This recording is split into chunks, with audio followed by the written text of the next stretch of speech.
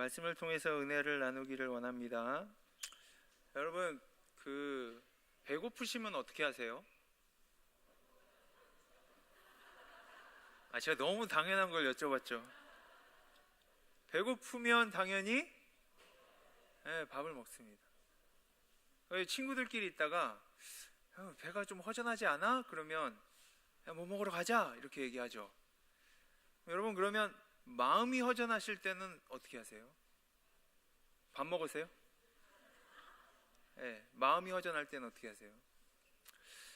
이게 되게 어려운 문제거든요. 그러니까 우리가 육신의 허전함은 뭘 채우면 돼요. 근데 마음의 허전함을 과연 뭘로 채울 것인가에 대해서 우리는 되게 고민을 많이 합니다.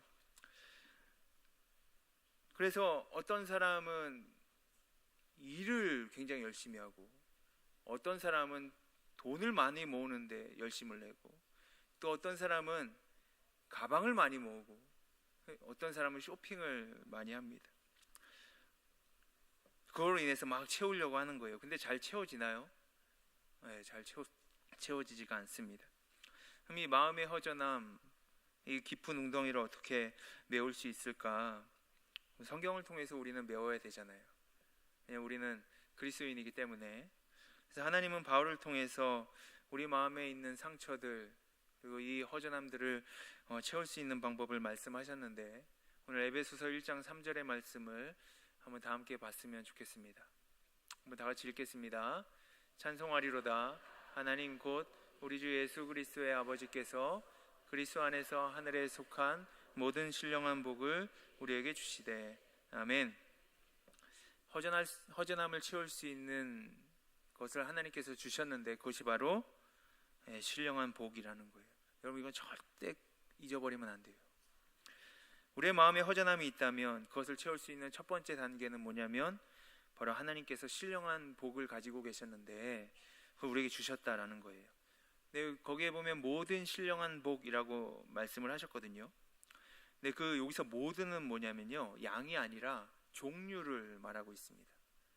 그러니까 우리의 허전함을 채울 수 있는 무언가가 있는데 그거 아직 몰라요. 우리가 모릅니다. 하지만 하나님께서 주시는 모든 종류의 복이 있는데 그것 중에 하나는 우리에게 채워지지 않을까요? 하나님께서 우리에게 신령한 복을 주셔서 우리의 허전함을 분명하게 채울 수 있다는 사실을 우리는 꼭 기필코 기억하시고 믿으시기를 주님의 이름으로 축복합니다. 그럼 그 우리가 누구예요? 4절 말씀을 보면,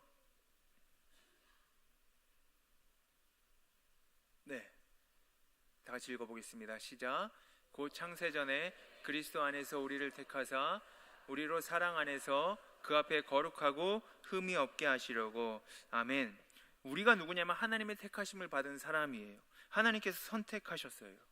그러니까 우리가 느껴야 되는 것은 뭐냐면, 우리에게 신령한 복이 있는 이유는 뭐냐면 하나님께서 선택하셨기 때문입니다. 창세전에 선택하셨다라는 것은 무엇입니까? 하나님 이미 다 알고 계셨다라는 것을 얘기해요. 그러니까 우리가 허전해하는 종류의 여러 것들이 있는데 하나님 이미 다 알고 계시다라는 거예요. 그러니까 하나님께서 선택하셨다라는 것은요, 그렇게 제비를 뽑듯이 선택하신 게 아니에요. 우리에 대한 분명한 지식이 있고 우리에 대한 분명한 판단이 있으셨다라는 것을 이미 전제하고 있습니다. 그러니까 하나님 우리에 대해서 모든 것을 알고 계시는 거예요. 우리의 생김새, 우리의 생각, 우리의 마음, 모든 우리의 환경, 모든 것을 알고 계십니다. 마음에 숨겨둔 더러운 생각들이 많음에도 불구하고 하나님 이미 다 알고 계시다라는 거예요. 이것을 쓴 사도 바울은 어떤 사람이었습니까? 사울이 성경에 처음으로 등장했을 때는요, 한 사람을 돌로 쳐 죽이는 장면이었습니다. 그의 눈은 매서웠고 그의 중호는 그의 마음을 꿰뚫고 나왔습니다. 사도행전을 읽어보면 스데반이 일어나 이스라엘을 다스리는 산헤드린 공회 앞에서 이제 설교를 해요. 처음엔 스데반의 설교를 잘 듣습니다. 왜냐하면 구약에 등장하는 자기 조상들의 이야기를 막 했기 때문이에요. 근데 마지막 부분에서 문제가 발생해요. 스데반이 거기에 모인 산헤드린 공회원에게 이렇게 책망을 합니다. 마음이 완악한 자들이여, 어찌하여 너희가 성령의 음성을 거스르느냐 라고 그렇게 막 책망을 해요. 그러니까 거기에 모인 사람들이 이 설교를 듣고 막 분노하죠. 그래서 분노한 그들은 스데반을 차마 성전 안에서 죽이지는 못하고 그들을 끌어냅니다. 사도행전 7장 58절 말씀에 보면 성 밖으로 내치고 돌로 칠세 증인들이 옷을 벗어 사울이라 하는 청년의 발 앞에 두니라 라고 말씀하고 있습니다. 그러니까 그 당시에 사람을 죽이기 위해서는요, 두세 사람의 증인이 필요했습니다. 그런데 이 증인들이 돌로 치기 전에 겉옷을 벗어 사울의 발 앞에 갖다 두었다고 말씀합니다. 그것은 스데반을 죽이는 일에 있어서 사울이라는 사람이 앞장섰다라는 것을 의미합니다. 그러니까 그는 이렇게 스데반을 죽이는 장면에서부터 성경에 등장을 해요. 근데 사울이 이제 스데반을 죽이는 일에 앞장을 섭니다. 근데 그것으로 만족하지 않아요. 자기가 죽여야 할 사람을 당연히 죽였다고 여기고 예루살렘에 있는 많은 교회들을 핍박하기 시작합니다. 사람들을 잡아서 죽이고 돌로 쳐요. 그 결과 그 사울 때문에 예루살렘에 있는 많은 그리스도인들이 다 흩어져요. 사울이 만족합니까? 만족하지 못해요. 예수 믿는 사람을 다 잡아서 감옥에 가두려고 그렇게 작정을 합니다. 그래서 대제사장을 찾아가서 도망간 모든 그리스도인을 감옥에 가두거나 죽여도 좋다는 문서를 받아서 그리스도인들이 가장 많이 도망쳤던 다메섹으로 이제 가게 되는 거예요. 그곳에서 일어나는 일을 우리는 너무나 잘 알고 있죠. 사울은 다메섹으로 가는 길에서 바울이 되었습니다. 그가 어떻게 바울이 되었습니까? 그의 공로 때문입니까? 그가 하나님 앞에서 의롭게 살았기 때문입니까? 아니죠. 그가 바울이 된 이유는 하나님께서 선택하셨기 때문입니다. 바울의 간증은 무엇입니까? 고린도전서 15장 10절 말씀입니다. 한번 다 같이 읽어보도록 하겠습니다. 고린도전서 15장 10절입니다.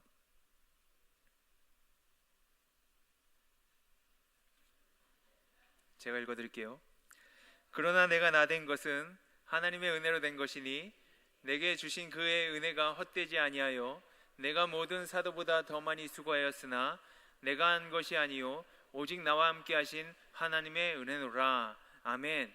내가 나된 것은 하나님의 은혜라는 겁니다. 바울이 된 것은 하나님의 은혜라는 거예요. 자, 이것은 무엇입니까? 하나님께서 선택하신 것 그 자체가 은혜라는 것입니다. 여러분들이 이 공간에 있는 것 자체가 은혜예요. 여러분들이 주일 성수한 것 자체가 은혜입니다. 여러분들이 이곳에서 함께 하나님을 찬양하고 하나님의 말씀을 나누는 것 자체가 바로 은혜인 줄 믿으시기 바랍니다. 그거 알면요, 우리의 마음의 허전함을 채울 수 있다라는 거예요. 왜냐하면 그게 바로 하나님의 신령한 복이기 때문입니다. 우리에게 이 은혜가 필요합니다. 은혜는 무엇입니까? 은혜는 받을 자격이 없는 자에게 아무런 대가 없이 베푸시는 하나님의 마음입니다.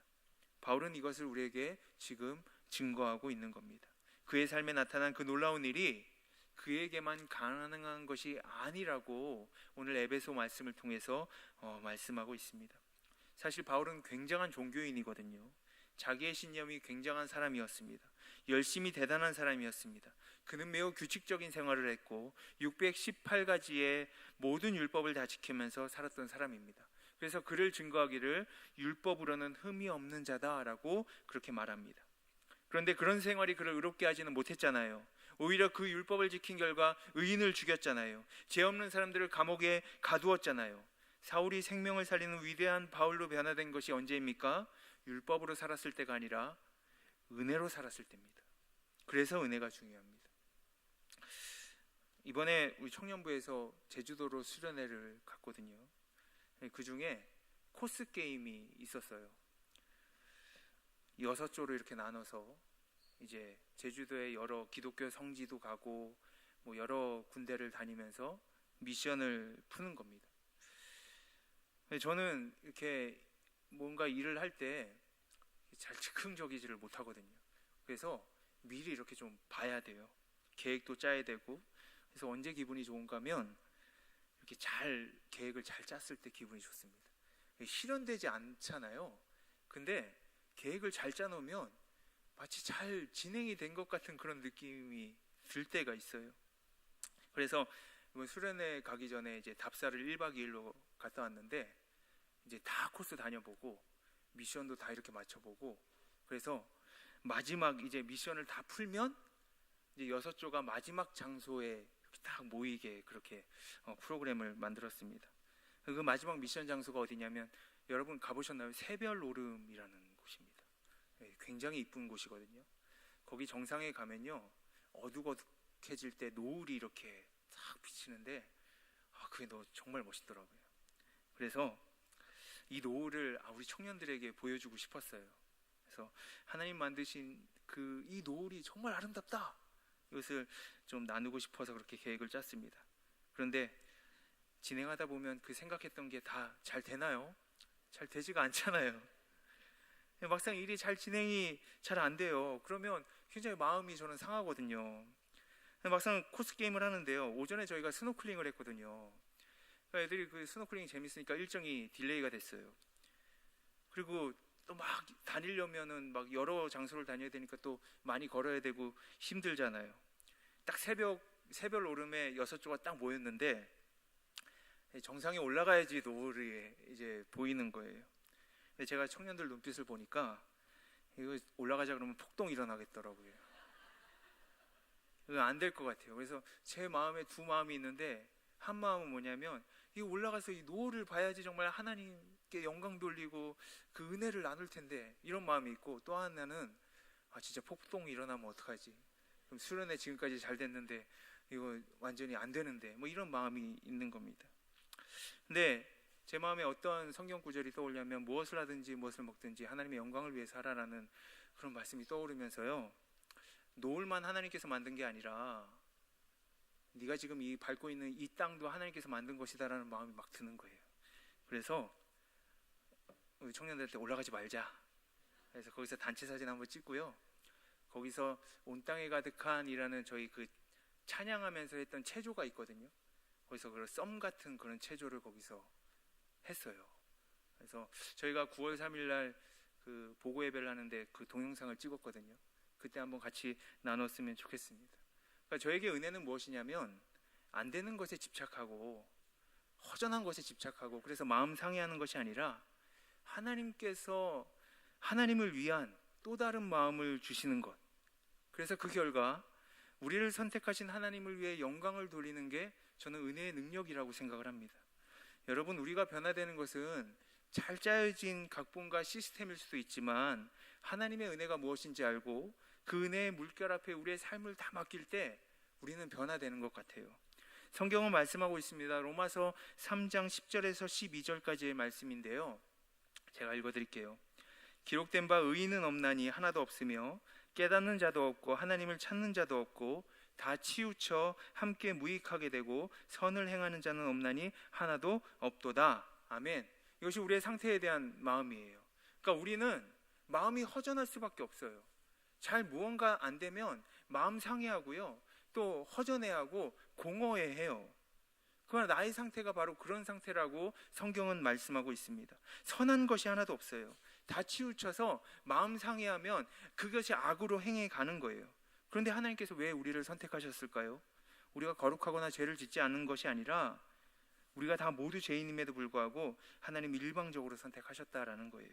내 행위와 상관없이 내가 아직 지음받기 이전에, 어머니의 뱃속에서 내 형질이 이루어지기 전에, 이 세상의 기초가 놓이기 훨씬 이전에 하나님 날 아시고 자녀 삼기로 결정하셨다라는 것은 사실입니다. 이 말씀 우리가 함께 깊이 묵상해 봤으면 좋겠습니다. 그러면 이 세상에서 받은 상처는 아무것도 아니에요. 왜요? 다른 일로 통해서 하나님께 영광 돌릴 수 있거든요. 하나님께서 나를 선택하셨다라는 그 자체 하나만으로 우리는 은혜의 삶을 살 수 있기 때문입니다. 이 세상에서 느끼는 공허함도 아무것도 아니에요. 왜요? 하나님께서 나를 자녀 삼아 주셨기 때문입니다. 여러분, 하나님께서 여러분을 창세전부터 택하셨음을 믿으시기 바랍니다. 그 사실 하나만으로 우리에게 주어진 엄청난 은혜가 있다는 것을 믿으시는 저와 여러분들 되시기를 주님의 이름으로 축복합니다. 네, 이 사실을 너무나 잘 알고 있잖아요. 근데 여러분, 공허함이 채워지십니까? 네, 안 채워질 때가 많이 있어요. 왜 우리도 이 사실을 너무나 잘 아는데 왜 공허할까요?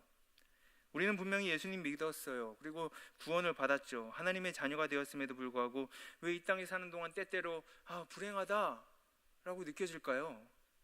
왜 인생이 행복하지 않을까요? 그 이유가 뭘까요? 무엇을 가지지 못해서일까요? 우리 삶의 조건이 불행하기 때문일까요? 세상의 많은 사람들은 그렇게 얘기합니다.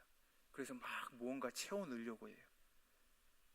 그런데 만일 예수님 믿고 구원받아서 분명히 하나님의 자녀가 되었음에도 불구하고 마음속에 때때로 불행을 느낀다면 그것은 우리에게 무엇이 부족해서가 아닙니다. 우리의 환경이 어려워서도 아닙니다. 단 한 가지 이유는 하나님께서 우리에게 은혜라는 신령한 복을 주셨는데 그것의 가치를 우리가 종종 잊어버리기 때문입니다. 여러분 너무나 잘 아는 예화시잖아요. 백인들이 아프리카에 도착했는데 동네 아이들이 번쩍이는 돌을 가지고 막 놀아요. 근데 그 돌이 뭐예요? 다이아몬드예요.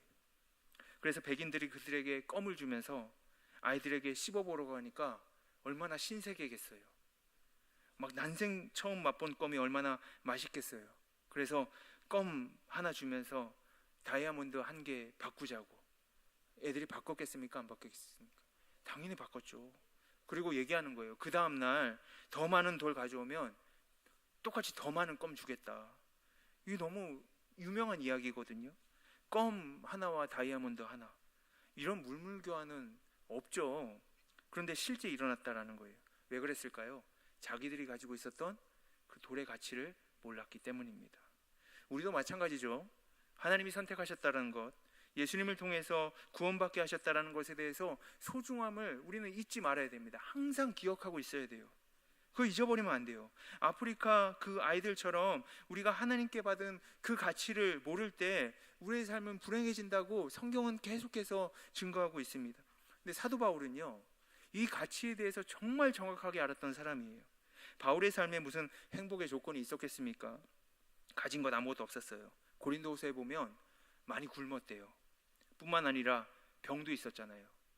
평생 고치지 못하는 병을 가지고 이 세상에서 살았습니다. 사도 바울이 남에게 안수만 하면 남의 병은 다 낫는데 자기의 병은 하나님께 몇 번씩이나 간구해도 고쳐주지 않아서 그 병 계속 평생 안고 살았거든요. 그뿐입니까? 거의 매일같이 유대인들의 핍박을 받았죠.